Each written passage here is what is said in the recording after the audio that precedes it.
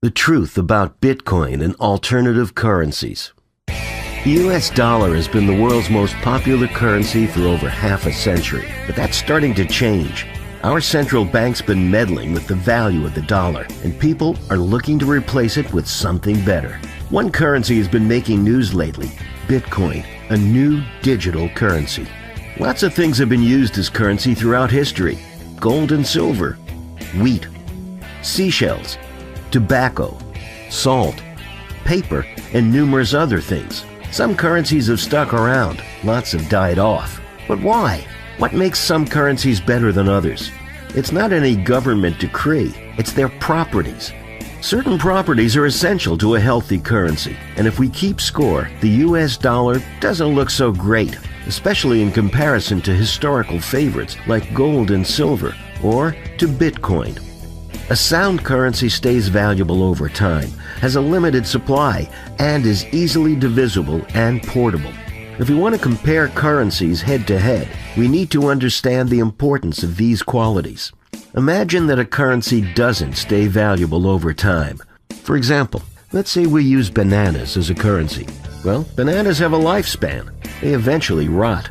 A large store of savings in bananas would eventually turn to mush, and nobody wants to trade rotten fruit with each other.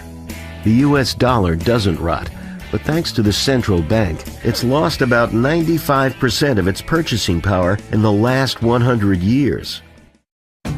Gold and silver don't rot either. They're durable and have a long history of being valuable. Bitcoin also doesn't degrade over time. The ones and zeros will be the exact same 50 years from now. It's a decentralized currency, not issued by any one institution, which means its value is independent of a government or central bank. As long as people find it valuable, it will stick around. Next, imagine a currency without a limited supply. Let's say we use wooden nickels as a currency. What happens when people start carving their own?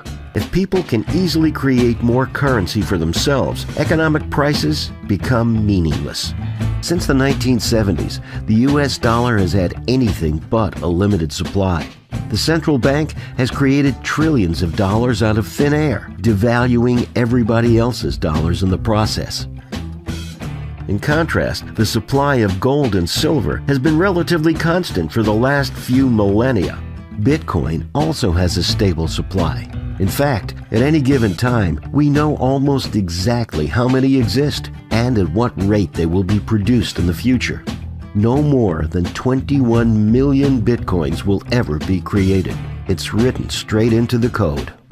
Counterfeiting might also increase the supply of currency by defrauding people. The only difference between money printing and counterfeiting is who's behind it.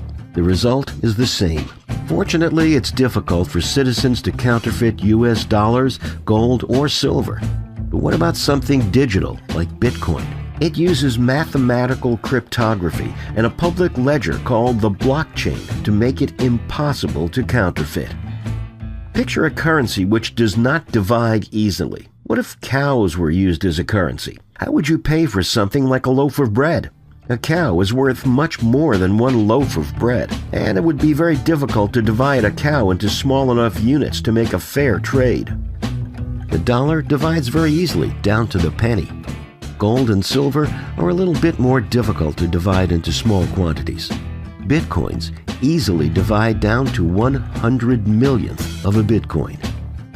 A sound currency must also be portable. Imagine the difficulty of using cinder blocks as currency. The dollar is easily portable.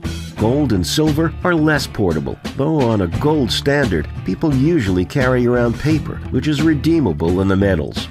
And Bitcoins can be sent anywhere in the world with internet access instantly, regardless of the size of the transaction, and at almost no cost. So how do these currencies match up against each other? You decide for yourself. We can't know what the best currency is. We discover it over time. But if central banks keep inflating the money supply and people are free to choose, the US dollar likely can't stand toe-to-toe with its competition.